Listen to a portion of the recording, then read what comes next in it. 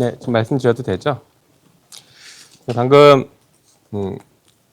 그 5개 정당에서 윤석열 전 대통령 등에 의한 내란 외환 행위의 진상규명을 위한 특검법을 발의를 했습니다.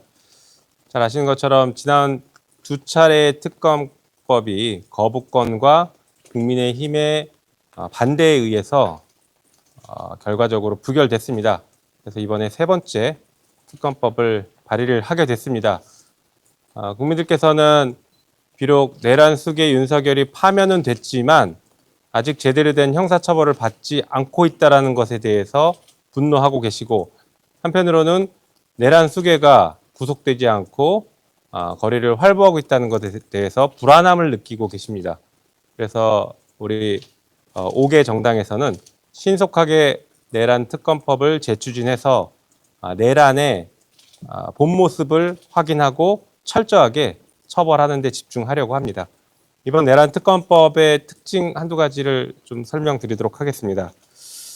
수사 대상은 총 11가지입니다. 인지된 사건 포함해서 총 11가지의 수사 대상을 포함시켰고, 그중에는 12.3 비상계엄과 관련된 여러 내란 행위, 그리고 외환과 관련된 행위, 그리고 군사반란 포함시켰습니다.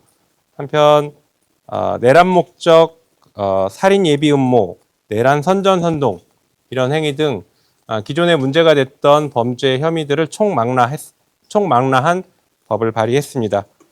추천 방식은 더불어민주당 1명과 비교섭단체 중 의석수가 가장 많은 정당 1명, 그래서 조국혁신당 1명이 추천하는 방식으로 했습니다. 그리고 중요한 특징 중에 또 하나는 대통령 기록물 열람과 관련해서 현재 대통령 기록물법에 있는 열람 요건을 이 특검법에 한해서 완화시켰습니다.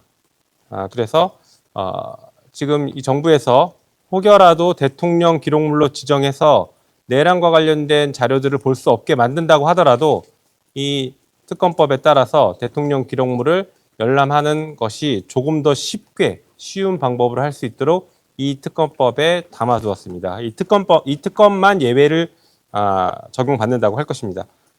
그리고 마지막으로 지금 최근에 문제되고 있는 재판의 공개와 중개 부분이 제대로 구현되고 있지 않아서 이 특검법에 따른 수사 대상에 대한 재판은 재판을 반드시 공개해야 하고, 그리고 당사자의 청구에 따라서 중개도 할 수 있도록 하는 규정을 추가했습니다. 네, 일단 이 정도로 말씀드리겠습니다.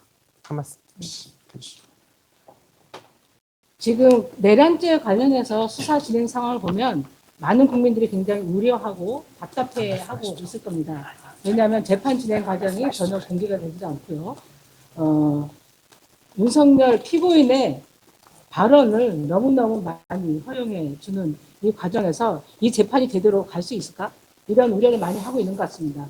그래서 이번에 우리가 제출하는 특검법은 정말 더 센, 과거의 특검법보다 더 센 특검법이 왔다, 이렇게 생각을 하시면 되고요.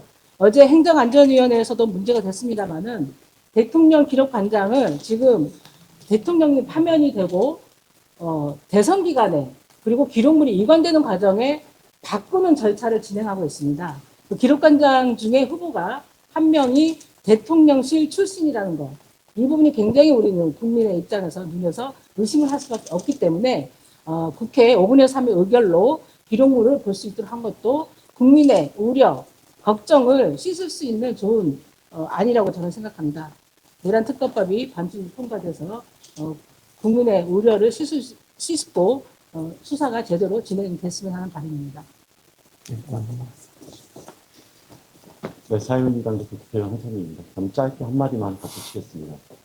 이번 3차 내란 특검법은 그동안 국민의힘이 내란에 방조하면서 막아섰던 여러 가지 이유 때문에 조금은 조정했던 안에서 이번에는 가장 정확하게 진실을 규명하고 법적인 책임을 물을 수 있는, 국민들이 보기에 특검법을 통해서 국민들이 원하는 이 내란의 진상들을 제대로 밝히기 위한 그런 특검법이다. 이 말씀을 꼭 드리고 싶습니다. 그래서 수사 대상, 그리고 수사 범위, 그리고 거기에 대한 내용뿐만 아니라 구체적인 부분에서도 조금 전에 이야기했듯이 이번 사법부와 검찰의 신뢰를 하지 못하는 국민들이 없도록 내란 특검법을 통해서 반드시 이 내란 행위가 대한민국의 국민들 사이에서 정확하게 알려질 수 있도록 준비하고 실천할 수 있도록 다 함께 하겠습니다. 고맙습니다. 예, 괜찮습니다. 네, 그럼 질의응답 짧게 받고 마무리하도록 하겠습니다. 대통령 기록물을 좀 쉽게 볼 수 있다고 하는데 구체적으로 좀 어떤 조항들이 있는지. 네, 지금 현행법에는 대통령 기록물을 열람하려면 국회 제적 3분의 2의 동의, 다시 말해 200석의 동의 또는 관할 고등법원장의 허가가 있어야 합니다.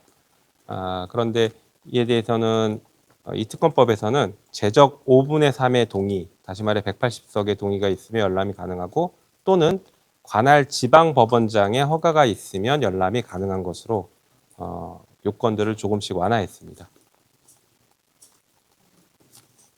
혹시 또 다른 질문 있으신가요? 저번에 외환이 좀 빠졌었는데 이번에 들어가는 거에 대해서 좀 의의도 설명해 주시고 좀 그간에 좀 추가로 좀 밝혀진 것들이 있는지 좀 들어가 있는지.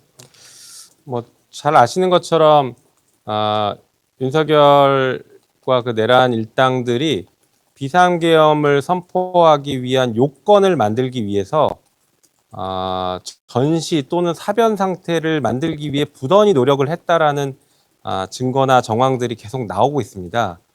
그래서 외환과 관련된 범죄가 별도로 성립할 수 있고 또는 거기에 더해서 이 내란죄의 중요한 수단으로서 활용될 수 있었던 범죄들이기 때문에 이 부분에 대한 수사는 반드시 필요하다고 봐서 저희가 포함시켰습니다.